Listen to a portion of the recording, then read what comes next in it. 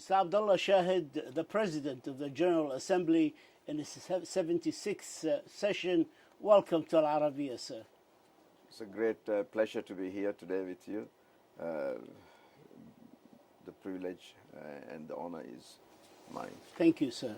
Thank you. I'd like to start with a question about your slogan and your candidacy was built around. It was built around the theme of hope. Given the continued COVID crisis around the world, the conflicts around the world, the effects and the challenges and the threats of climate change, especially to small country island states, how you plan to bring the hope to the world? Last 18 months, the world has seen misery as we have never seen. When you talk to your neighbor, when you talk to your family, when you talk to your friends, everyone has lost someone. Everyone has suffered. People have lost jobs. People have been in misery for the last 18 months. Devastation, economic, social, and also mental exhaustion. It's been 18 months of total despair. We were able to, humanity was able to come up with a vaccine in record time. The world has never seen a record where we were able to get a vaccine so quickly. I felt that it is time that the leadership, the General Assembly, come out and tell our people, as the Charter says, we the peoples, our constituents, that yes, there is light end of the tunnel. Yes, there is the possibility of a better tomorrow. Yes, together we can do it. Yes, there is hope for humanity. We need to give this positive message because we need to come out of this spiral that is taking us down. The Middle East region is riddled with conflict, crisis, and wars. Can the GA play a more active role in places like Syria, Yemen, the Renaissance Dam, Libya? Because it's always left to the Security Council, and we all know the divisions within the Security Council, and it's been rendered ineffective, actually, to find a solution for this country or that. Can the GA, the World Parliament, play a more active role in finding solutions for crisis in my region?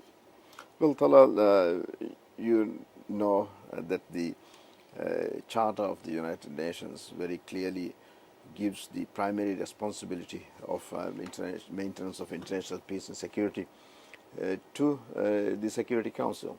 However, there have been instances where the General Assembly has taken lead on instances where the Security Council has continuously and persistently failed to address these issues.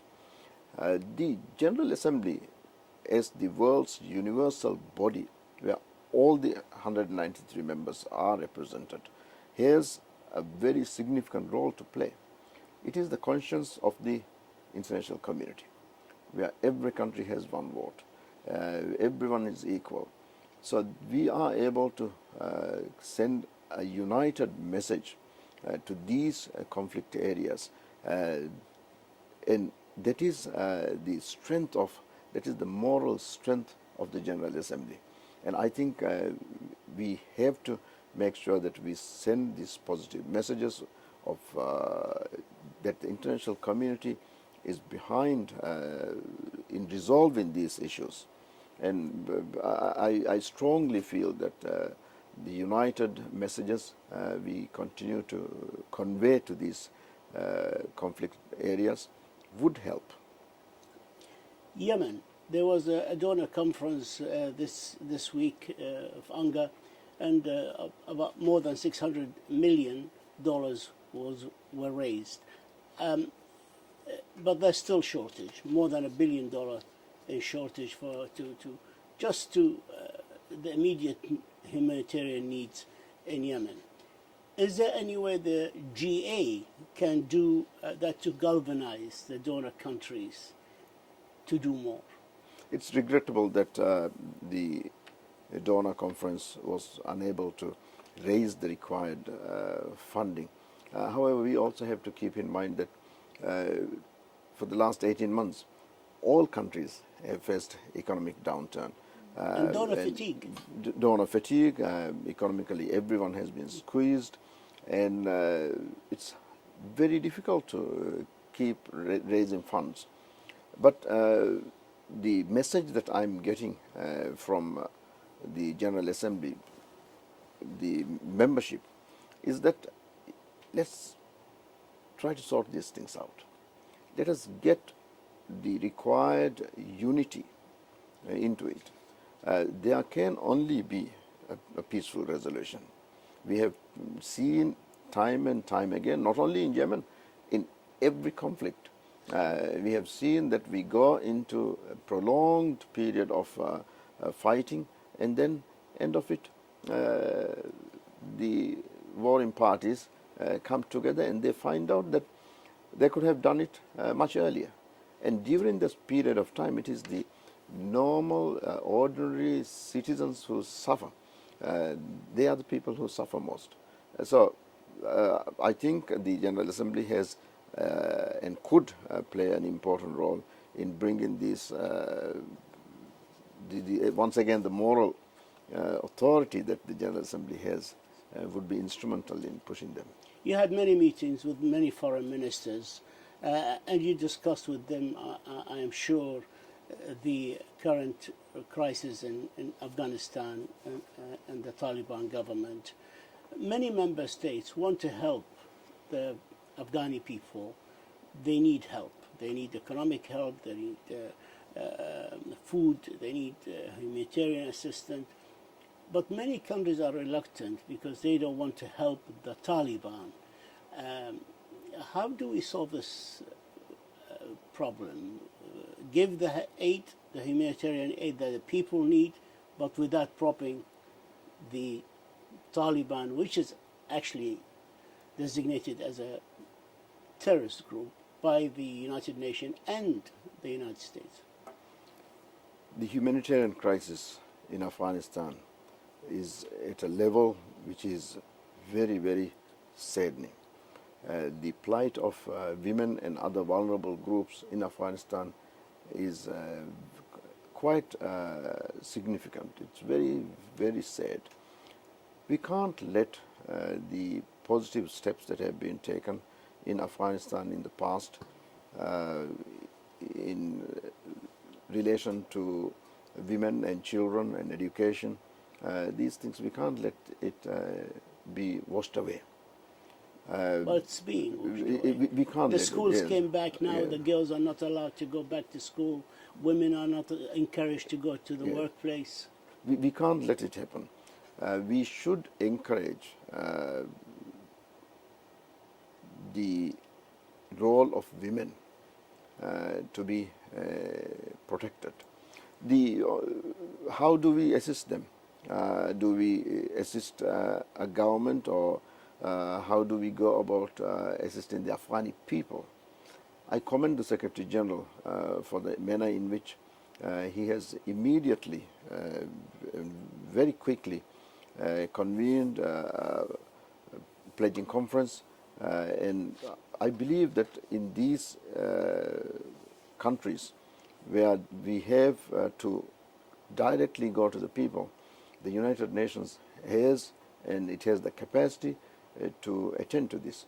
So we should not let politics prevent us from helping the people who need assistance, humanitarian assistance, and the United Nations can play that role, and it should. A seat at the General Assembly carries symbolic significance, a benchmark of the government's credibility and acceptance by the world community. Now we understand the Taliban are asking the United Nations to appoint, to accept Suhail Shaheen, who is their representative in Qatar, the Taliban movement's representative, as an ambassador to the United Nations.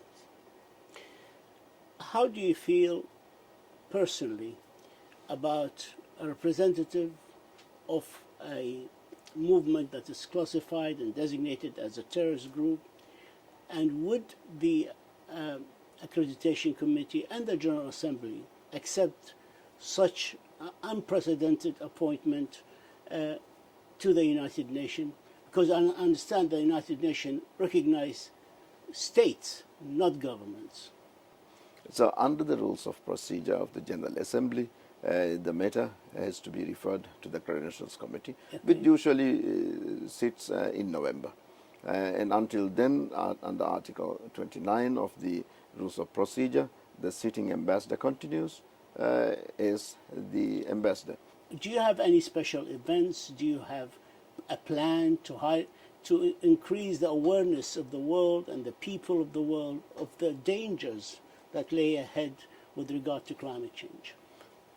I think it's not a coincidence that during my presidency, the 76th session, we have some major climate conferences, starting from the high-level dialogue on energy, which was convened yesterday by the Secretary General. We have COP26 coming up. We have COP15 on desertification. We have COP15 on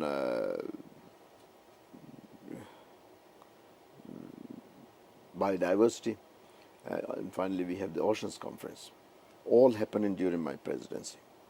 So I have termed one of the rays of hope that I'm bringing to the presidency is respond to the needs of the planet.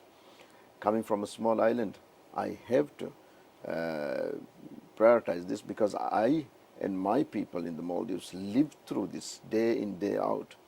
And I'm going to be convening a high-level meeting on the 26th of October to give a final push to COP26. The 193 countries here at the General Assembly coming together, and I hope that we will be able to not only wish good luck to COP26, but also make some substantial contribution. I will also be convening in July next year a high-level meeting to sum up all the major 5 conferences that is happening during my presidency, kind of taking stock. Did we do well? What grade did we get out of these 5 conferences? What are the things we need to do more in order to give them, once again, hope that humanity will come through, that humanity will deliver. I do not want people to lose hope. Maldivians have definitely not lost hope. We see our lands, the beaches being eroded away. We see the change in climate and everything. But still, we believe and firmly believe that humanity will have enough goodness in their heart not to let any one of us totally be drowned.